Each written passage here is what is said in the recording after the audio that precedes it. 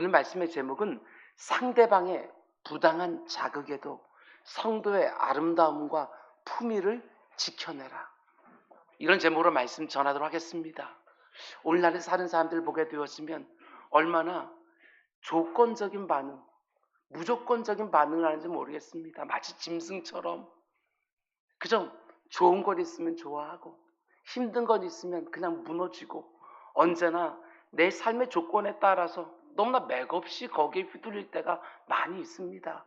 특별히 환경의 어려움이 다가오기만 하면 무너지고 다른 사람들의 해코지나 부주의한 말만 하나 들려도 그 가운데 발끈발끈하면서 성도의 아름다움과 품위를 잃어버릴 때가 얼마나 많은지, 자극이 있으면 그 가운데 우리가 반응할 때 그 사이에 하나님을 두려워한다는 게 도대체 뭔지, 성도는 어떻게 반응해야 된다는 게 뭔지, 그 사이에 뭔가 이렇게 들어가는 것들이 있어야 되는데 그저 반응이 있으면, 조건이 있으면 그대로 반응하는 짐승과 같은 그런 모습을 우리가 보일 때가 얼마나 많은지, 오늘 말씀을 들으면서 요즘 내가 어떻게 반응하며 환경에, 사람들에 살고 있는지 한번 돌아볼 수 있는 시간이 되기를 원합니다. 지난 시간까지 디모데전서 1장 강해를 마치고 오늘부터 2장 말씀을 함께 보려고 하는데, 2장 말씀이 어떤 단어로 시작합니까? 그러므로 라는 접속사로 시작하는 것을 보게 되었습니다. 이 그러므로 라고 하는 접사는 앞에 나오는 내용과 뒤에 나오는 내용을 연결해 주는 것이지요. 그런 면에서 사도 바울이 2장 말씀을 그러므로 라고 시작하는 것은 2장 말씀을 그냥 독립적으로 보지 말고 1장에 나오는 말씀과 연관성을 가지고 보아라, 이런 말 아니겠습니까? 우리 교회는 늘 강해 설교를 하는 그런 교회이기 때문에 여러분들 이런 말씀을 들을 때 맨 앞에 그러므로 라고 나오면 곧바로 앞에 어떤 내용이 나오는지 돌아가셔서 그것을 먼저 염두에 두고 그 다음 이어지는 문장들을 볼 때 그 문맥의 흐름을 놓치지 아니하고 하나님께 주신 말씀의 말씀들을 쌓아가면서 그 가운데 속에 더 영감 있게 그 말씀들을 보게 되어지는 것이지요. 그러면 오늘 2장 바로 앞에 어떤 내용이 나옵니까? 사도 바울은 자신의 영적 아들인 디모데에게 선한 싸움을 싸우라, 선한 싸움을 싸우면서 믿음과 착한 양심을 지켜라, 이렇게 말하고 있는 거예요. 그 연장선 가운데 속에 이제 사도 바울은 우리가 선한 싸움을 싸울 때 도대체 무엇을 붙들고 싸워야 되는가, 이걸 2장에서 얘기해 주는 거예요. 2장 앞부분을 보게 되었으면 기도하고 있어야 된다. 선한 싸움, 네 힘 가지고 네 의지 가지고 싸우는 거 아니다. 악한 사단 마귀가 우는 사자처럼 달려들고 있는데 네 힘과 의지로 감당할 수가 있는 게 아니다.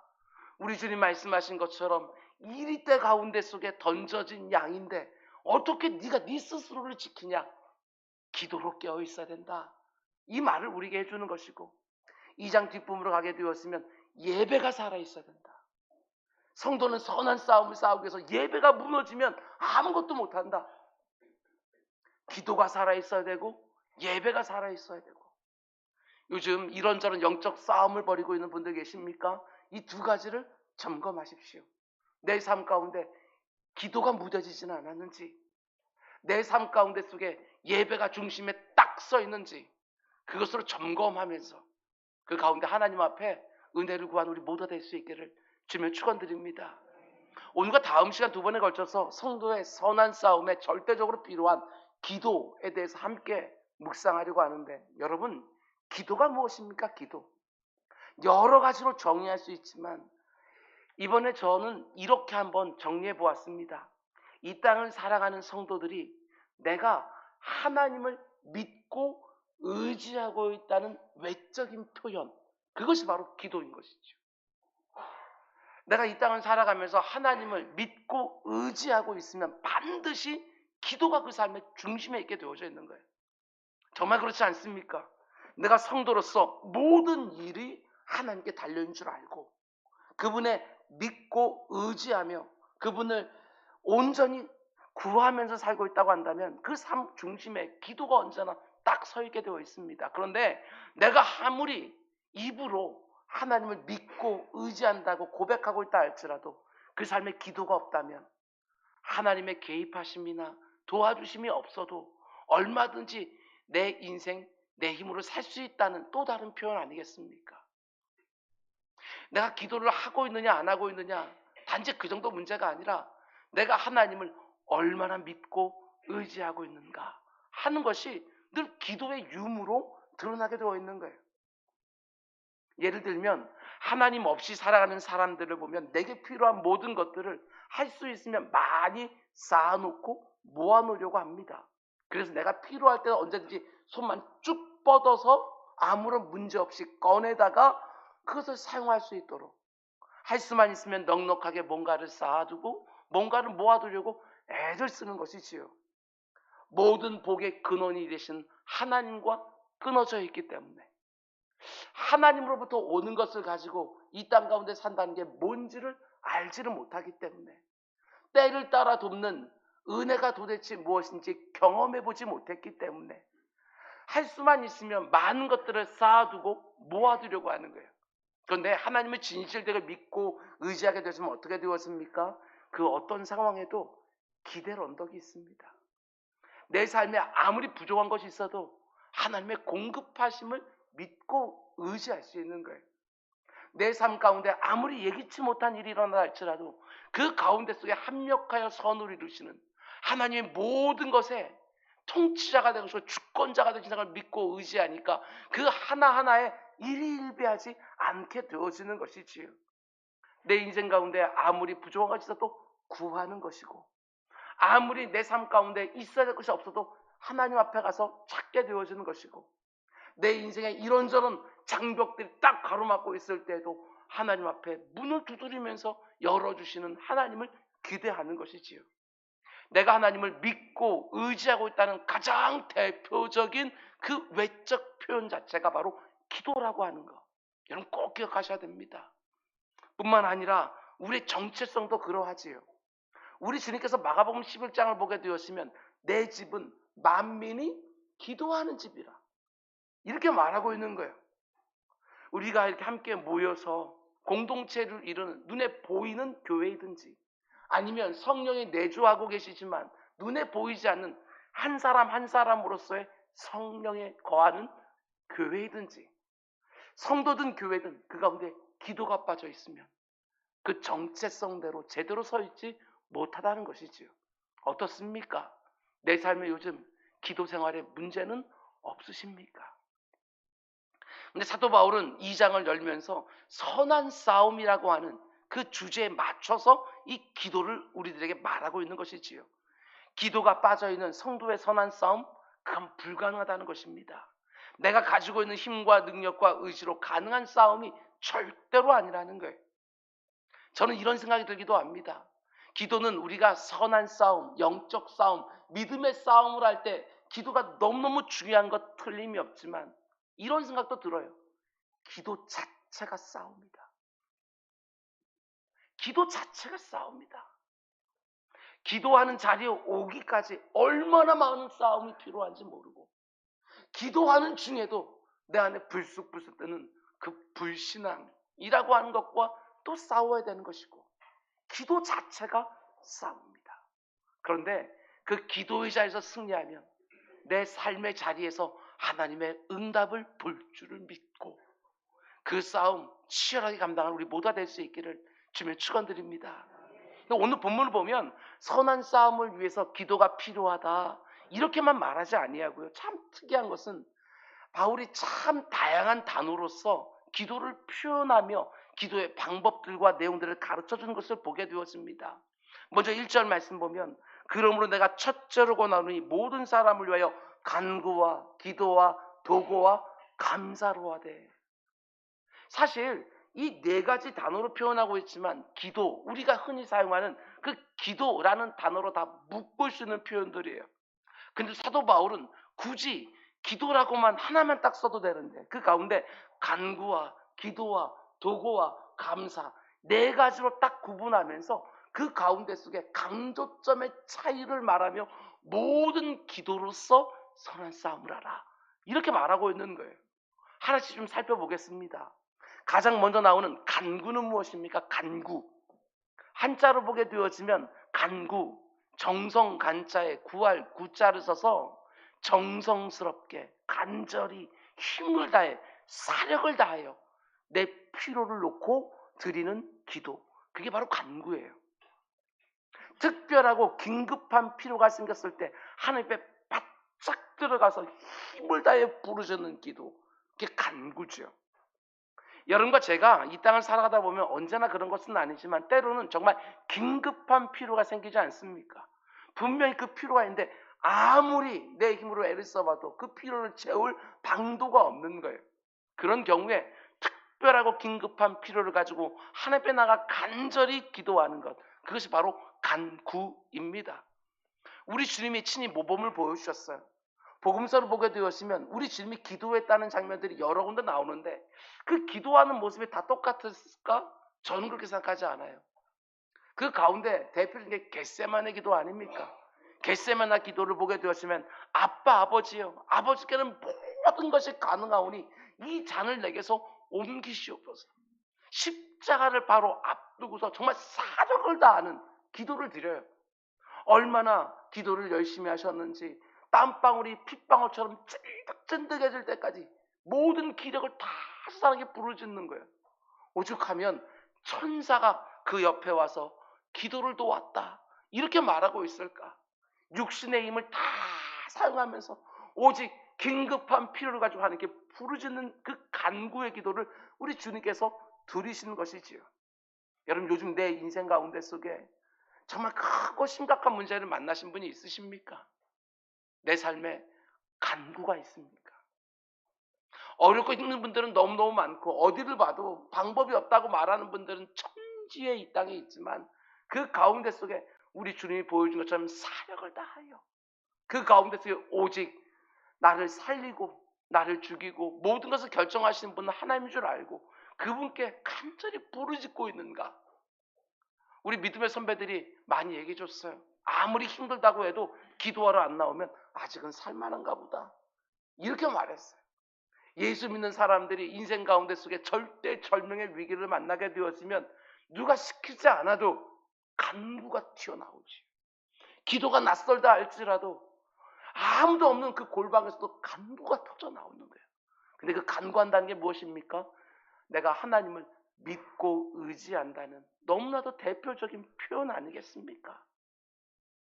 두 번째로 나오는 기도라는 것은요, 간구와 이런 차이가 있습니다. 기도는 일상의 기도, 이걸 말하고 있는 거예요. 이 부분에서 기도는 일상의 기도를 말하는 것입니다. 기도는 특별하고 긴급할 때만 드리는 것이 아니지 않습니까? 우리가 잘 아는 것처럼 기도는 하나님과의 친밀한 교제요, 사귐이라고 말하고 또한 우리 영혼의 호흡이라고 말하지 않습니까? 내 육신에도 들숨과 날숨이 있어서 늘 호흡하고 그 호흡이 멈추면 생명을 잃는 것처럼 내 영혼 역시도 하나님 앞에서의 그 친밀한 교제와 사귐을 가지면서 마치 내 영혼의 들숨과 날숨인 것처럼 하나님 앞에 늘 드리는 것이지요. 그게 바로 없으면 내 영혼이 병들고 죽는다, 이렇게 말하는 것입니다. 오늘날 많은 성도들이요, 너무 바빠서 기도할 수가 없습니다. 너무 피곤해서 기도할 여력이 없습니다, 이렇게 말합니다. 기도하지 못하는 이유로 틈이 없고 여력이 없습니다. 이게 대표적인 우리들의 입에 붙어있는 자기 합리화입니다. 그렇지 않습니다. 틀린 표현이지요. 너무나 바쁘고 분주하고 해야 될 일이 산더미 같기 때문에 기도의 자리에 나아가서 일들의 우선순위를 하나님 앞에 구하는 거예요. 하나님, 이 가운데 속에 제가 1번으로 다른 것은 몰라도 절대로 놓치면 안 되는 것이 무엇입니까? 너무 일이 많으니까 경중을 모르겠습니다. 이 가운데 진짜 중요한 게 무엇입니까? 내가 볼 때는 이게 중요하지만 기도 자리에서 하나님께 아니다, 이게 너한테 진짜 중요한 거다. 왜? 하나님은 그 일의 결국도 알기 때문에. 나는 가볍게 넘어간 것이 나중에 심각한 문제가 될 수도 있고 내가 아주 중요하다고 생각하기에 너무 싱겁게 그냥 끝나버릴 수도 있고 하나님 앞에 나아가서 경중을 묻는 거예요. 우선순위를 묻는 것이죠. 바쁘면 바쁠수록 그 일들이 우리에게 너무나 필요한 거예요. 해야 될 일이 너무나 많으니까 혹시라도 실수하지 않도록, 너무 바쁘고 분주해서 혹시나 내가 이 모든 것들을 어떤 대충 그냥 해치워버리다가 누군가가 상하지 않도록 하나님께 구하는 것이지요. 지혜가 얼마나 필요한지 모릅니다. 바쁘고 분주하고 해야 될 일이 많으면 많을수록 그 가운데 속에 기도가 있어야죠. 아무리 피곤하고 지친다 할지라도 기도할 때 하나님께 내게 새로운 힘과 능력을 주시는 줄 알고, 나를 회복시켜주는 줄 알고, 감당할 힘 주시는 줄 알고 기도로 하나님 앞에 또 나아가는 거예요. 기도는 뭔가 특별한 일일 뿐만 아니라 기도는 우리들의 또 다른 일상이지요. 그렇게 만들어가는 거예요. 기도는 특별하고 긴급한 필요가 있을 때만이 하는 것이 아니라 내 영혼의 생명 호흡과 같은 들숨과 날숨이 되도록 늘 내게 있게 하는 거. 제 경우만 보더라도요, 담임 목회를 이제 17년째입니다. 몇 달만 있으면 만 17년은 담임 목회를 하게 되어져요. 그리고 청소년부 사역, 청년부 사역을 다 합치면 거의 30년을 목회했습니다. 어떤 한 사람이요, 하루에 12시간씩 30년을 하면 다 전문가가 되지 않겠습니까? 어떤 영역이든지 그 정도 하면 다 전문가가 될 거예요. 그런데 저는 목회를 하면 할수록 느끼는 것이 있지만, 여기에는 전문가가 없구나, 이런 생각들을 갖게 되어져요. 스스로 전문가라고 생각하는 그 순간에 넘어지는 것들을 수없이 보게 되어져요. 하나님을 온전히 의지하고 그분이 도와주시고 공급해 주시는 방식이 아니면 절대로 감당할 수 없다는 것을 늘 깨닫게 되어집니다.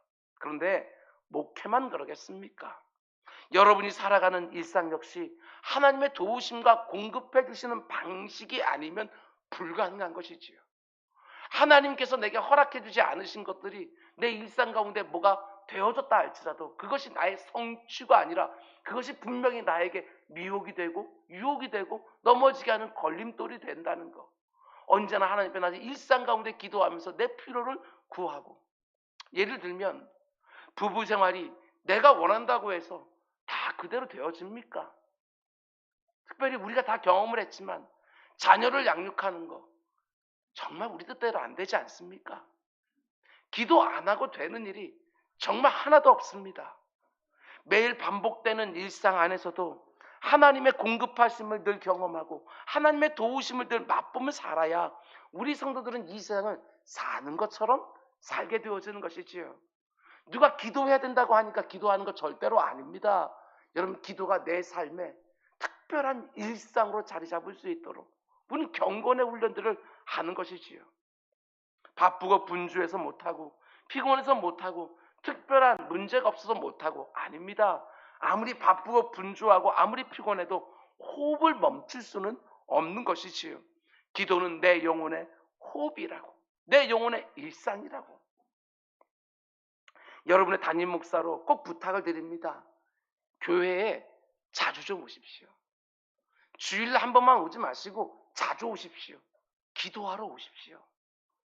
가정에서 시간을 정해놓고 기도할 수 있고 일터에서도 틈틈이 기도할 수 있지만 교회에서 드리는 기도는 남다름이 있습니다. 남다름이 있어요. 41년째 되어지는 교회입니다. 이 가운데 속에 믿음의 선배들이 얼마나 눈물을 쏟으며 기도했는지 모릅니다. 구석구석에 우리 믿음의 선배들의 기도가 다 배어 있습니다. 여러분이 앉아있는 그 자리에서 누군가는 응답을 받았고 누군가는 정말 사망에서 생명으로 옮겨지는 경험을 한 바로 그 자리에 내가 앉아있는 줄 알고 정말 수시로 교회 들고 나가면서 기도하는 것이지요. 하나님, 저 왔습니다. 저 왔습니다 하면서 부르짖고 마음들 내어 놓는 거예요. 가능하신 분들은 일상을 시작하기 전에 교회에 와서 새벽을 깨우시기 바랍니다. 그게 어려우신 분들은 출근하기 전에 조금만 일찍 집에서 출발해서 하루 일과들 내가 뭘 해야 되는지 다 알지 않습니까? 그거 쭉 내어놓으면서 하나님께 지혜를 구하고 힘을 구하고 일터로 출근하는 것이고, 퇴근해서 가정으로 들어가기 전에도 올 하루에 있었던 일들을 다 내어놓고 좋았던 일들은 감사함으로 하나님께 영광을 돌리고, 그래 교만해지지 않아요. 그리고 힘들었던 일들은 내 심령 안에 앙금으로 쌓이지 않도록 기도로서 다 깨끗하게 다 흘려보내고 나서 가정으로 돌아가는 것이지요. 교회와 집이 너무 멀리 떨어져 있는 분들은 어떤 형태로든지 기도의 공간과 시간을 정하고 하나님 앞에 내 마음을 아뢰는 기도가 내 인생의 특별한 일이 아니라 내 영혼의 일상이 되게 하는 우리 모두가 꼭 될 수 있기를 주님을 축원드립니다. 이제 세 번째로 도고라고 되어 있는 기도, 이걸 잘 보십시오. 우리가 흔히 사용하는 중보 기도가 바로 이 도고라는 기도입니다.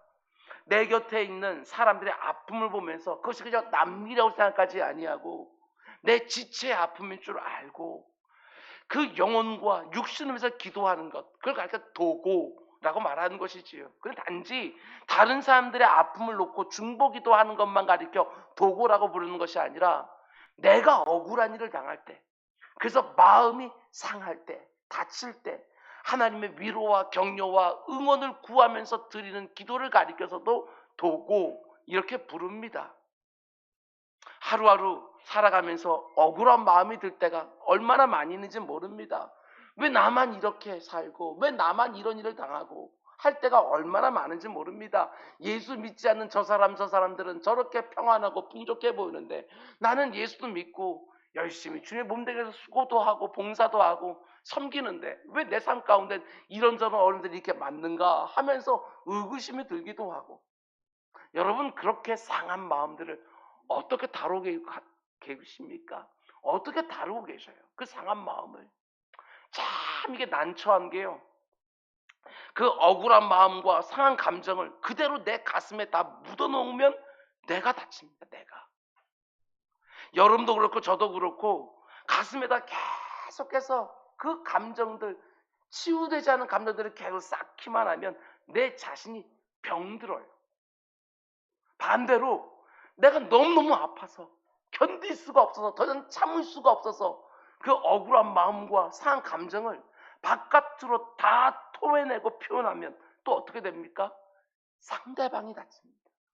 내 주변에 있는 사람들이 다치는 거예요. 그럴 때에 그 억울하고 상한 감정을 가지고 하나님 앞에 들어가서 도고라는 기도로 쏟아놓는 거예요. 그러면 아무도 안 다칩니다. 나도 살고 그 사람도 삽니다. 시편 말씀을 보게 되었으면 얼마나 많은 시인들이요 도고의 기도로 하나님 앞에 나아가는지 모릅니다. 악인들이 형통하고 의인들이 고난을 받는 그 삶의 현실들을 바라보면서 애통해하고 아파하면서 시인들이 정말 처절하게 그 상한 마음들을 하나님께 쏟아놓는 거예요. 그럼 어떻게 되지요? 이게 참 놀랍습니다. 대부분의 시인들이요 그렇게 도고의 기도를 드리면서 그 마음이 치유함을 받기 시작하는 거예요. 그 억울하고 납득도 안 되는 현실의 문제 속에 담겨있는 하나님의 선하시고 하나님의 그 계획들이 깨달아지면서 그 가운데 치유가 되기 시작하는 거예요. 아, 이렇게 불합리해 보이고 부조리해 보이는 상황 속에서도 하나님의 이런 선하신 뜻이 있었구나, 이런 계획이 담겨 있었구나, 이것들을 깨닫기 시작하는 거예요. 그러면 상황은 하나도 안 바뀌었는데도 불구하고 마음 깊은 곳에서 참 특별한 회복이 시작이 되어지는 거예요. 제 표현으로 하면 지성이 열리기 시작하면 감성이 치유되어져요. 제가 지금까지 강해 설교하며 제가 붙들고 있는 것 중에 하나예요. 여러분들에게 제가 뭔가를 자꾸 설명하려고 하고 여러분들이 깨닫기를 원하는 이유 중에 하나가 그저 따뜻한 얘기 하나 듣고 감동적인 간증 하나 들으면서 그 가운데 속에 내 감정의 카타르시스가 일어나는 거, 여러분 그건 견고하지 않아요. 그거는 또 다른 자극을 받게 되었으면 그거는 또 그 감정에는 또 상처를 입게 되어져요. 그거 말고 지성이 열리기 시작하게 되었으면 이 감성은요 저절로 따라오게 되어지는 걸 보게 되어져요.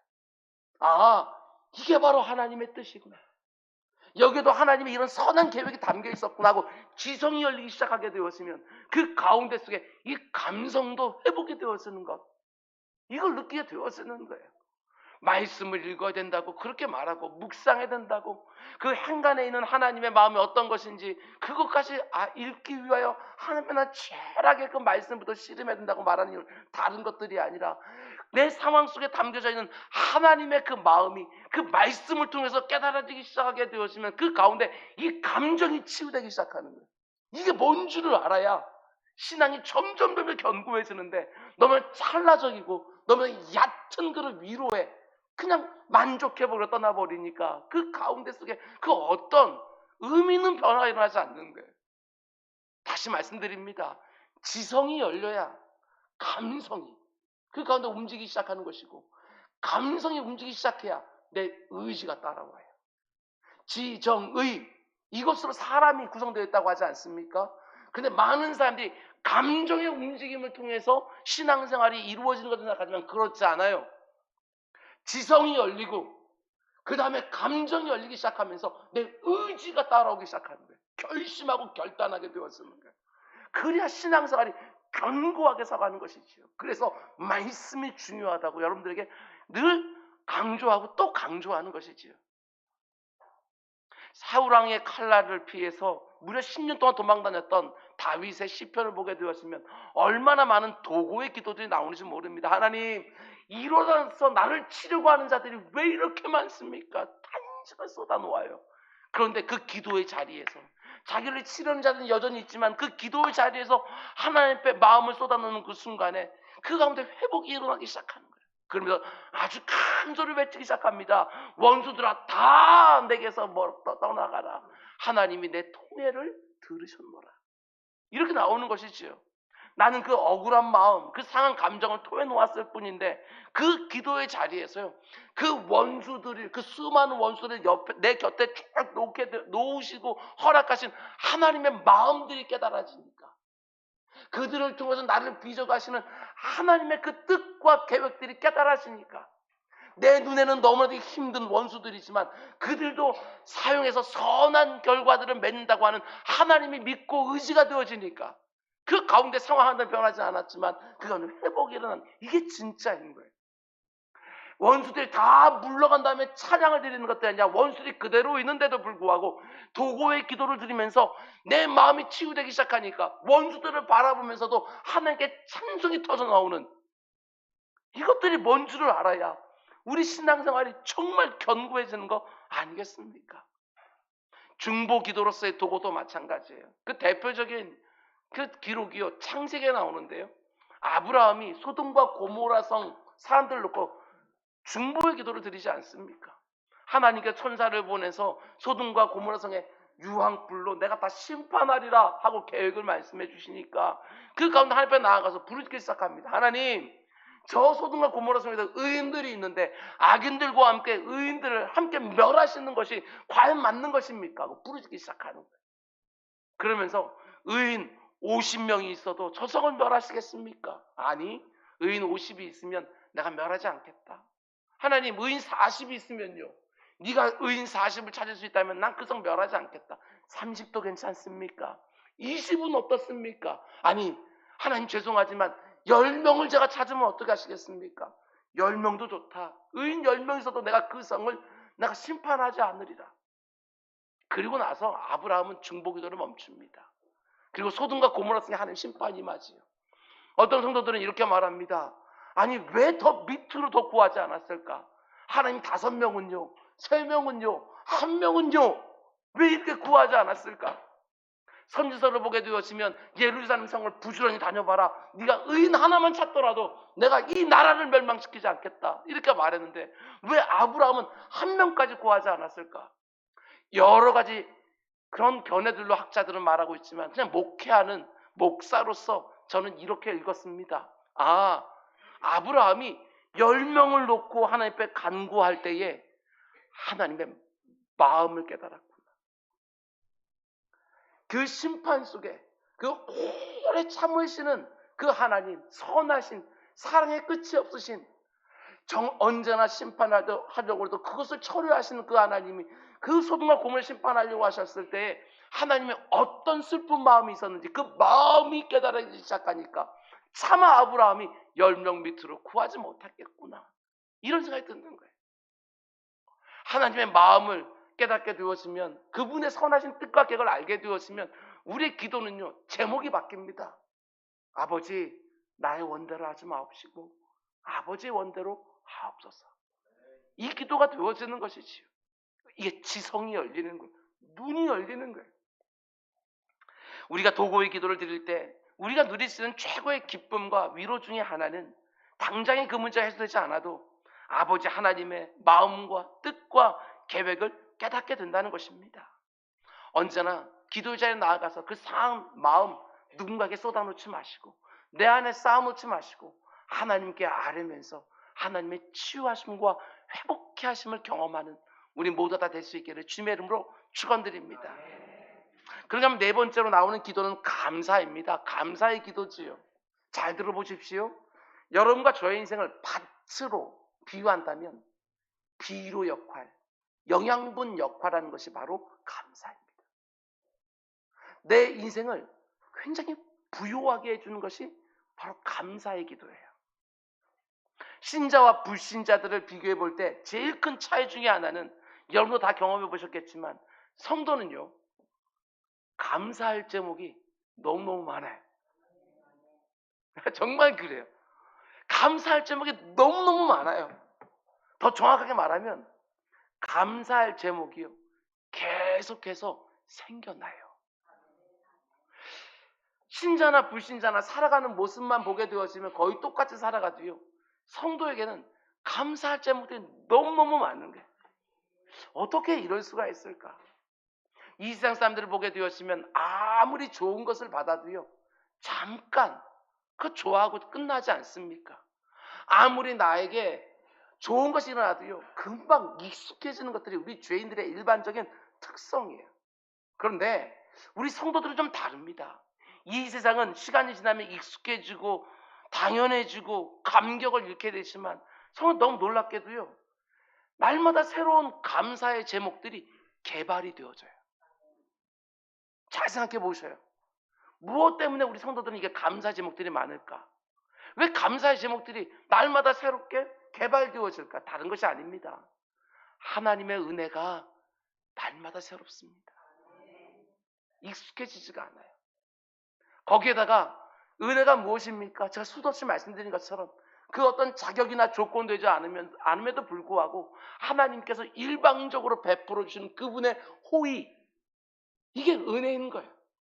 우리가 지난 시간에 보았던 것처럼 죄인 중에 괴수, 맨 처음에 사도 바울이 예수 그리스도를 만났을 때, 그리고 사도로 부름받았을 때 내가 사도들 가운데 속에 제일 작은 사도요, 그 다음에 세월이 더 흐르고 하나님의 은혜를 더 깨닫게 되어지니까 모든 성도들 가운데 내가 제일 막내요, 말째요, 이렇게 말하고 죽을 때가 다 되어서는 내가 죄인 중에 괴수요, 나이 나된 것은 내가 한 것이 아니고 오직 하나님의 은혜라고, 하나님의 은혜에 대한 그 자각이요, 더 깊어지고 더 깊어지고 더 깊어지니까 나는 정말 그 은혜에 비하게 되었으면 사도들의 자의 작은 사도 이 정도 갖고도 표현이 안 되고, 성도들 가운데 말지 이 정도로 표현도 안 되고, 죄인 중에 괴수입니다. 괴수. 그 은혜만 생각하면 마찬가지로 그 은혜가 내 삶 가운데 속에 은혜 위에 은혜로 계속해서 그 깊이와 넓이를 더하고 있으니까 그 은혜 앞에 설 때마다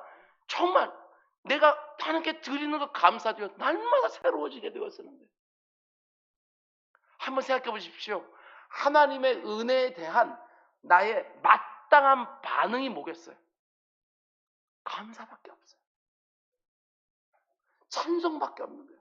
그분을 높이는 것밖에 없는 거예요. 내가 무엇을 한들 그분께 받은 은혜를 되갚을 수가 있겠어요? 되갚을 수가 없는데 계속해서 새로운 은혜를 받고 있으니까 내가 할 수 있는 것은 딱 한 가지, 감사밖에 드릴 게 없는 거예요. 이게 성도의 감사라는 거예요. 내가 얼마나 형편없는 죄인인지를 깨달으면 날마다 그 감사는 깊이를 더하게 되어 있고, 내게 주신 모든 것들이 당연한 것이 아니라 얼마나 기가 막힌 그분의 호의인가, 이게 깨달아지는 거예요. 예를 들면 하나님이 내게 허락해 주신 남편과 아내가 얼마나 귀한 선물인지 신혼 때보다도 더욱더 그것이 날이 가면 갈수록 깨닫게 되어지는 거예요.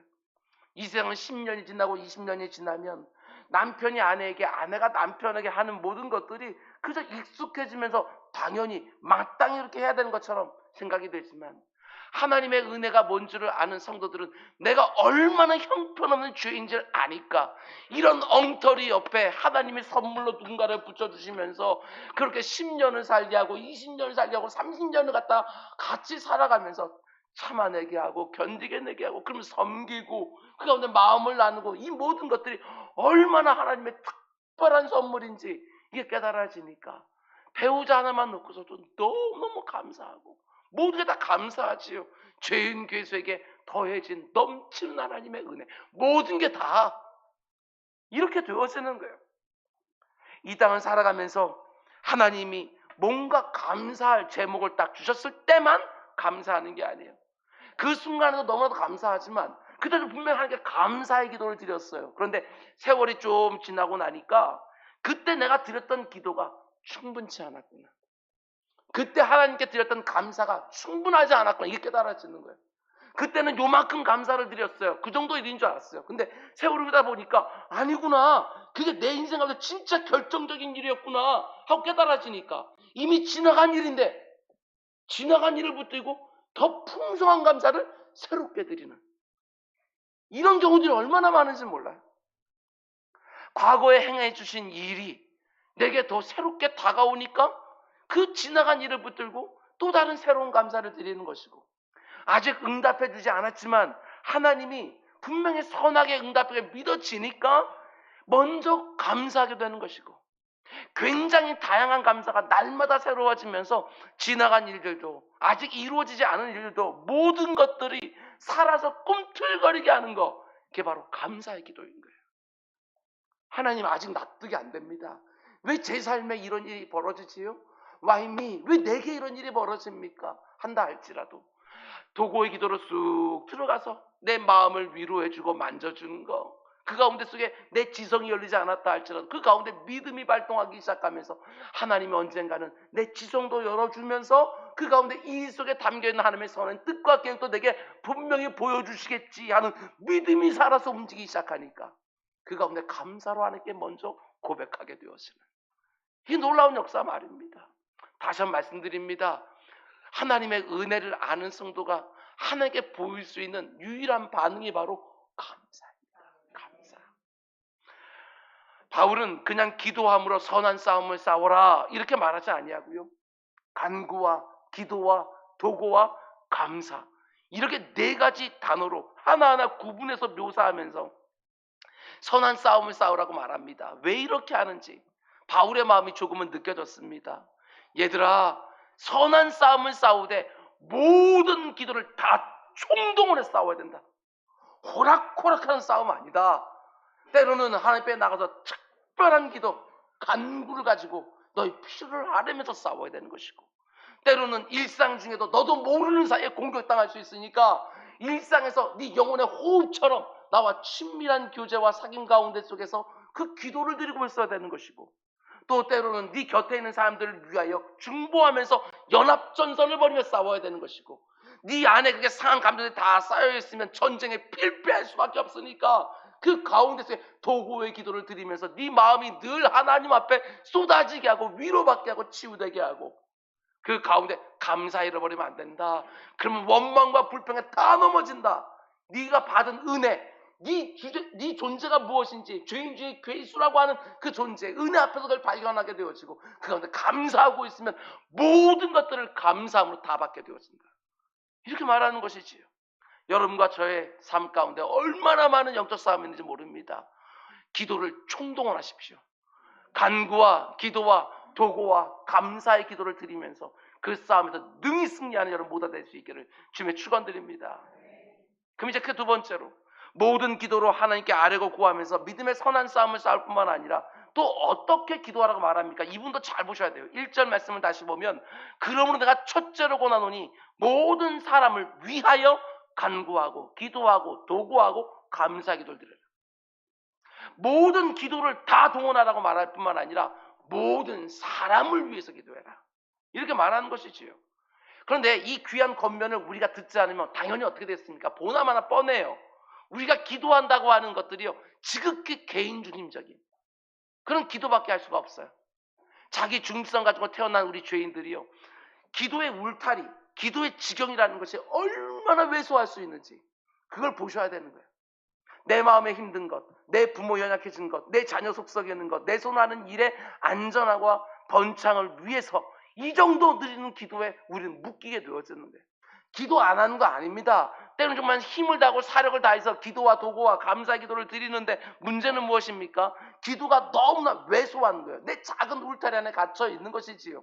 사력을 다해서 기도하는 것도 철저하게 내 문제 놓고 그렇게 기도하지 다른 사람들 놓고 그렇게 기도하지 않아요.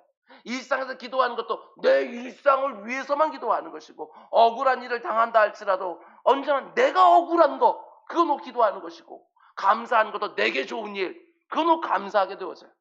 기도가 왜소해지는 거예요. 지극히 작은 범주 안에서만 기도하게 되어지는 거예요. 근데 왜 이렇게 우리 기도가 이렇게 자꾸 쪼그라들까? 그 지경이 넓어지지 못하고 자꾸 좁아질까? 이렇게 생각해 보았어요. 이 세상이요, 여러분과 저를 얼마나 수시로 위협하고 협박하는지 몰라요. 네 코가 석자야. 다른 사람 신경 쓸 때는 이게 어디 있냐? 네 일도 좀 시급한데 하면서 계속 기도를 울타리를 이렇게 좁게 만드는 거예요. 여러분, 지면 안 됩니다. 하나님이 내게 주신 모든 관심과 열정을 내 자신과 내 미래에만 다 쏟아붓게 만드는 이 세상의 위협과 협박에 절대로 지면 안 되는 거예요. 여러분, 이 땅 살아가는 성도가 반드시 감당하는 선한 싸움을 싸우기 위해서는요, 나 자신만을 위해서 기도하는 것이 아니라 기도의 울타리를 확 치워버리고 모든 사람들을 위해서 기도해야 선한 싸움에 이길 수 있어요. 왜 그렇습니까? 우리 모두가 다 연결되어 있거든요. 내 평안만 놓고 기도합니까? 그렇지 않아요. 내 평안이 언제 제일 많이 깨져요? 평안을 누리지 못하고는 내 곁에 있는 사람 때문에 평안이 깨진다고요. 그들의 평안을 놓고 기도해야 그것이 내 평안과 연결이 되어져요. 나의 번성만 놓고 기도합니까? 아니요. 우리가 살아가는 세상은 그런 세상이 아니에요. 그 사람의 번성이 나의 번성과 연결되어 있는 거예요. 나의 모든 행복이요, 공동체하고 연결이 되어져 있어요. 그래서 모든 삶에서 기도하라는 거예요. 우크라이나의 전쟁이 딱 터졌는데 우리나라 경제가 흔들려요. 우크라이나 전쟁이 지속되다 보니까 유일한 분단 국가인 우리나라의 안전도 위협을 받아요. 유럽의 한 나라에 생긴 그 금융 위기가 전 세계 금융 위기로 금방 확산되어지고, 중동의 한 나라에서 일어난 갈등과 내전이 이내 모든 나라의 안전을 위협하는 문제로 직결되어지는 거예요. 우리의 눈을 우리 안에만 가두어 놓고 우리 문제만 다룰 수가 없는 그런 시대를 우리는 살고 있다고요. 그러므로 이 시대를 살아가는 성도들의 기도 역시도 반드시 울타리를 확 치워버려서 모든 사람들을 위한 기도, 모든 나라와 민족과 열방을 위한 기도가 되어야 되는 것이죠. 그게 단지 그들을 위한 기도가 아니에요. 그들을 위한 기도가 바로 나의 기도와 직결되어지는 거예요. 절대로 이 세상에 자기 중심성에 빠져서 내 주변만 뺑뺑 도는 그런 기도 말고, 내 기도 안에 열방이 들어오고 민족이 들어오고 나라가 들어오고 세계 선교가 들어오고 전쟁과 내전이 있는 나라들이 들어오고 극심한 빈곤을 죽어가는 아이들이 들어오게 되어지고, 내 기도의 지경들이 계속 넓혀지면서 그 가운데 속에 하나님은 그들의 평안을 통해서 나의 평안을, 그들의 번성을 통해서 나의 번성을 하나님 허락해 주시는 하나님의 특별한 방법들을 보게 되어지는 것이지요. 한 교회에서 신앙생활하고 있습니까? 내 문제가 아무리 시급하다 할지라도 옆 사람에서 중보하며 기도하고, 옆 사람의 필요와 같이 기도할 때 그 사람의 필요가 채워질 때 하나님이 내 필요를 또 어떻게 채워준지를 함께 보게 되어지는 우리 모두 다 될 수 있게 주님의 이름으로 축원을 드립니다. 그럼 이제 마지막으로 사도 바울이 모든 사람들에서 기도하라고 하는데 이 부분도 잘 보십시오. 모든 사람에서 기도하라 이렇게 말하면 거기는 모든 부류의 사람들이 다 포함될 거 아니겠어요? 근데 특별히 사도 바울은 한 부류를 빼서 얘기합니다. 한 부류를 빼서 이들을 위해서 기도하라고. 2절 말씀 보십시오. 임금들과 높은 지위에 있는 모든 사람을 위하여 기도하라고. 이는 우리가 모든 경건과 단정함과 고요하고 평안한 생활을 하려 합니다. 모든 사람을 위해 기도하되 임금들과 높은 지위에 있는 모든 사람들을 위해서 기도하라. 특정한 한 부류의 사람을 따로 떼어서 특별히 기도하라고 말하고 있는 것입니다. 그런데 얼핏 보게 되었으면 여기 임금들과 높은 지위에 있는 사람들이 기도하라고 얘기하면 정치하는 위정자들을 놓고 기도하라는 것이구나, 이렇게 우리가 읽기가 쉬운데요, 그거는 굉장히 협소한 의미이고 그런 의미도 들어가지만 여기에 더 중요한 의미가 있어요. 잘 보십시오. 사도 바울이 임금들과 높은 지위에 있는 자들을 위해서 기도하라 이렇게 말할 때 여러분 그들이 누구예요? 누구? 우리 시대로만 보지 마시고요. 2000년 전으로 돌아가서 오늘 이 말씀을 듣게 될 에베소 교회 성도들의 입장에서 이 말을 들었을 때 그들이 누구를 떠올렸겠는지 한번 들어보셔요. 사도 바울이 지금 디모데 전서를 쓰고 있는데요. 좀 이따가 후서를 쓰게 될 것이고 그 좀 이따가요. 순교당해 준 거예요. 누구에게 순교당합니까? 그 악명 높은 네로 황제에 의해서 순교당해 준 거예요. 그러니까 지금 네로 황제의 그리스도를 향한 박해가 최고조에 올라 있는 그때거든요. 그런데 바울이 이렇게 하는 거예요. 임금들을 위해서 기도해라. 높은 지위에 있는 사람들을 놓고 기도해라. 네로를 위해서 기도하라니. 네로 황제는요, 원래부터 기독교를 탐탁치 않게 생각했어요. 근데 복음이 로마까지 들어오면서 로마 시민들이요, 그리스도인이 되기 시작한 거예요. 그것을 막기 위해서 네로 황제가 어떻게 하느냐. 로마 시민권자들은 우리가 잘 아는 것은 대단한 특권을 가지고 있어요, 그 당시에. 근데 그 특권들을 빼앗기 시작합니다. 이방인처럼 되어지는 거예요. 식민지 국가의 백성들처럼 되게 만들어버리는 거예요. 모든 걸 다 잃는 것이지요. 그런데도 불구하고 로마인으로서 그리스도인 된 사람들이 신앙을 포기하지 않습니다. 그것을 보면서 네로 왕제가 더 마음이 분이 나서 그때부터는 그리스도인을 색출하여 공개적으로 처형하기 시작합니다. 본보기를 삼는 것이지요. 그럼에도 불구하고 로마 그리스도인들이요, 신앙을 버리지 않습니다. 그래서 이제는 굶주린 맹수 우리에 그 그리스도인들을 집어넣고 다 찢겨 죽이는 것을 사람들 알고 목도하게 만드는 거예요. 근데 바울이 이렇게 권면한 것입니다. 얘들아, 임금들을 위해서 기도해라. 높은 지위에 있는 자들을 위해서 기도해라. 어떻게 들렸겠어요? 충격이지요. 성도들에게 그 로마 황제와 그 제국에 있는 모든 위정자들은 원수예요, 원수. 오늘날과 같이 나하고 정치적인 성향이 다른 정부야, 이런 정도가 아니라 원수예요. 근데 그들을 위해서 기도하라고 말하고 있는 거예요. 그러면 왜 그들을 위해서 기도하라고 말했을까? 우리 주님 역시도요, 공생 기간 중에 비슷한 말씀들을 참 많이 해주셨습니다. 그렇게 적대하고 그렇게 핍박하고 그렇게 대적하는 그 원수 같은 자들과 똑같이 되지 마라, 이 말을 주신 거예요. 지금 맥락이 어떻게 된다고요? 1장 맨 뒤 보게 되었지만 선한 싸움을 싸우라 하면서 기도에 대해서 얘기를 하고 있거든요. 그런데 너희들을 해코지 하는 사람들에게 칼에는 칼을 맞서면서 눈에는 눈, 이에는 이 하면서 싸우기 시작하게 되었으면 그건 절대로 선한 싸움이 될 수가 없어. 선한 싸움이 되려면 오히려 그들을 위해서 기도해줘라. 그들도 복음을 듣고 주님 앞에 돌아올 수 있도록 그들의 영혼을 놓고 기도해줘라. 이렇게 말하고 있는 거예요. 어떤 사람들은 답답하다고 말할지 모르겠습니다. 저들이 칼을 들고 우리들 공격하고 죽이려고 하는데 어떻게 그들을 위해서 기도하냐고. 같이 맞서 싸워야 되는 것 아니겠냐고. 예, 하나님이 때로는 그런 방식으로 우리들에게 말씀하실 때가 있지만, 그러나 성경의 대부분의 경우에서는 아니, 원수까지도 사랑하고 그들을 위해서 기도해줘라, 이렇게 얘기하는 것이죠. 그러면서 오직 너희들이 영접한 예수 그리스도가 얼마나 놀라운 분이신지 그들에게도 좀 보여줘라. 아무리 복음을 전해도 그들이 귀를 막고 안 들어주니까 그 가운데 속에 로마 시민권자들의 그 모든 특권까지도 다 포기하면서도 그분을 붙잡고 있는 그 모습을 그들에게 보여줘라. 그분이 어떤 분이신지. 사람들의 공개 처형을 당하면서도 나는 그리스도인이요, 나는 오직 주님만 주가 됩니다 하고 고백하면서 그 죽음을 택하는 그 모습을 그들에게 좀 보여줘라. 우리는 그렇게 싸우는 것이다. 짐승에게 온몸이 찢겨나가는 그 가운데서 주님만 바라보면서 그 가운데 이 땅이 전부가 아니라 저 땅이 있다는 것을 너희들의 그 죽음으로, 그 처참한 죽음으로 그 보여주라는 거예요. 그 가운데 속에 그 위정자들이 그 모습 가운데 뭔가 하나님께서 주시는 특별한 충격적인 메시지를 좀 받을 수 있도록, 호기심을 가지고 복음으로 돌아올 수 있도록 네 생명을 복음의 초청장으로 사용하라고 말하는 것이지요. 내가 왜 예수 그리스도를 포기할 수 없는지 그것을 네 생명으로 보여줘. 여러분, 성도들이 자기들을 해하려는 그 임금들과 높은 지위에 있는 사람들을 위해서 기도할 때 어떤 일이 일어난다고 말합니까? 2절 중간부터 보면 이는 우리가 모든 경건과 단정함으로 고요하고 평안한 생활을 하려 함이라. 이렇게 말하지요.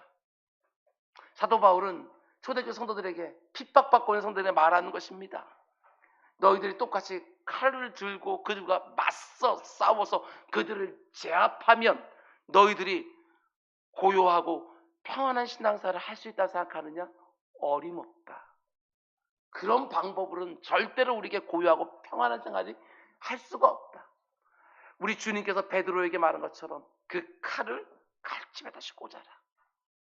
칼로 응한 자는 칼로 망한다. 칼을 다시 집어놓아라.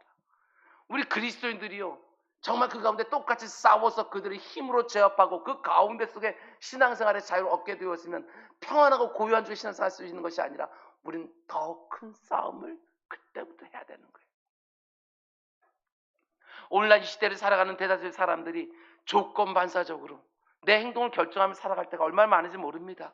상대방이 나를 대하는 방식에 따라서 조건 반사적으로 나도 똑같이 되갚아주며 살아가는 거예요. 마치 짐승들이 하는 것처럼 조건 반사적으로. 파블로의 개처럼 그냥 종만 울리게 되면 침이 나오는. 여러분, 우리가 짐승입니까? 우리는 하나님의 형상을 닮은 사람으로 창조되었습니다. 예수 그리스도 안에서 거듭난 새로운 생명이 되었습니다. 이전 것은 다 지나가게 되어져. 그 가운데 성도의 아름다움이 무엇인지, 품위가 무엇인지, 고상함이 무엇인지 이것을 이 세상에 드러내 보여줘야 되는데 똑같이 칼을 들고 있으면 그 가운데 그것이 드러납니까? 아무리 억울한 일이 있어도 주를 위해 참으면 그것은 복되도다 라고 말했던 것처럼 아무리 억울한 그런 조건들, 그런 자극들이 내게 온다 할지라도 주를 위해서 그걸 참아내면서 그 가운데 내 여전히 악한 본성은 나도 똑같이 오른뺨을 치고 싶지만 그 가운데 하나님을 공경함으로 왼쪽 뺨을 둘러대고 그 가운데 성도의 품위와 그 아름다움과 고상함을 그런 모습으로 하나하나씩 보여. 그게 바로 선한 싸움이라고, 우리 성도들은 그렇게 세상과 싸우는 거라고 이렇게 말해주고 있는 거예요. 그리고 그것이 진짜 싸움이며 그 가운데 정말 고요하고 평안한 신앙생활을 할 수 있다고 우리 이렇게 말하고 있는 거예요. 모든 경건과 단정함으로 고요하고 평안한 생활을 하려 함이라 이렇게 되어 있는데, 여기서 경건이라는 말은요, 하나님을 공경하는 자세, 그걸 총칭해서 경건이라고 말하는 거예요. 우리 잘 쓰는 것처럼 하나님을 공경하는 자세. 그리고 여기서 단정이라고 말하는 것은 오직 하나님을 생각하고 나를 절제하여 그 가운데 성도의 합당한 모습을 보이는 것, 그걸 단정이라고 말하는 거예요. 어때요 여러분? 경건과 단정이 여러분 삶 가운데 있습니까? 아니면 짐승처럼 그저 외부에서 조건만, 자극만 딱 오게 되어지면 그냥 그대로 똑같이 반응해 주는 것을 이 땅을 살고 있으십니까? 그렇지 않다는 거예요. 우리 성도들은 외부에서 부당한 자극이 딱 올 때에도 하나님을 생각함으로 참고 성도의 고결함과 그 아름다움과 품위를 지켜내기 위해서 그 가운데 그 모든 것들을 견디고, 그리고 그 상한 마음은 하나님 앞에 나아가서 다 쏟아놓고 그 가운데 하나님의 인도하심을 보게 되어지는 것, 이것이 성도의 선한 싸움이라고 말하고 있는 거예요.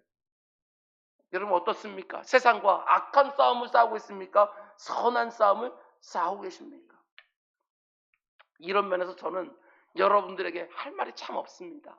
죄송한 것도 너무너무 많고, 지금까지 담임 목회하면서 참는다고 스스로는 참지만 그 가운데 속에 터져나올 때가 또 얼마나 많이 있었는지 모릅니다. 그때 정말 하나님을 두려워하는 마음으로 하나님을 공경하는 자답게 그 가운데 하나님 무시도 억울한 것도 더욱더 참아내고, 그 가운데 오른뺨을 치면 왼뺨도 돌려대면서 목사라는 직분, 성도라는 직분에 담겨있는 그 고결함과 아름다움과 품위도 좀 드러낼 수 있어야 되는데 뭐 이렇게 발끈발끈하면서 그 가운데 똑같이 맞서서 싸우는지. 아닙니다. 성도는 그렇게 싸우는 것이 절대로 아니지요. 오늘 이 말씀은 우리가 절대로 한 번도 이렇게 하면 안 된다 이 말을 하는 것이 아니라, 아무리 실패한다 할지라도, 자극이 있을 때 또 예전처럼 또 반응해서 그거 실패한다 할지라도 절대로 포기하지 말고 다시 한번 마음을 딱딱 붙들어내면서 하나님 앞에 나도 기도하고 부르짖으면서 또 힘달라고, 또 의지 달라고, 또 부드러운 마음 달라고, 그 사람 위해서 기도할 수 있는 마음 달라고 간구하면서 이 땅을 승리자로 살아라 이렇게 말하는 것이죠. 로마서에서 바울은 이렇게도 말합니다. 악을 악으로 갚아 악에 지지 말고 선으로 악을 이기라. 이렇게 말하는 것이지요. 여러분 요즘 삶 가운데 속에 여러분들을 계속 부당하게 자극하는 사람들이 있습니까?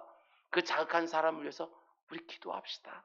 하나님, 그 안에 어떤 것들이 얽혀 있는지 모르지만, 그 안에 어떤 뾰족뾰족한 들어있는지 모르지만, 무엇 때문에 저러는지 모르겠지만, 하나님 그 영혼 가운데 부드러운 마음을 허락해 주십시오. 그리고 그 사람 역시도 그 가운데 하나님의 은혜를 깨닫고 주님 앞에 돌아오게 해주십시오. 간구하는 가운데 생명을 얻는 복된 기회가 될 수 있기를 주님으로 축원을 드립니다. 기도하겠습니다. 사랑의 주님, 우리가 늘 성도의 그 독특한 아름다움과 그 품위가 뭔지를 생각하고 살 수 있도록 인도하여 주시옵소서. 하나님을 공경하는 모습이 다른 사람의 관계 속에서도 드러날 수 있도록 주님 인도하여 주시옵소서. 억울하고 힘든 일 당할 때에도 아버지 하나님, 하나님 우리의 마음 가운데 속에 제대로 된 심판자로서 늘 아버지 하나님 좌정하고 계신 줄 믿사오니 그 심판자에게 다 신원하면서 그 가운데 속에 날마다 새로운 마음으로 영적인 싸움에 승리하게 나는 우리 모두가 될 수 있도록 인도하여 주시옵소서. 이 모든 말씀 예수님의 이름으로 기도드렸습니다.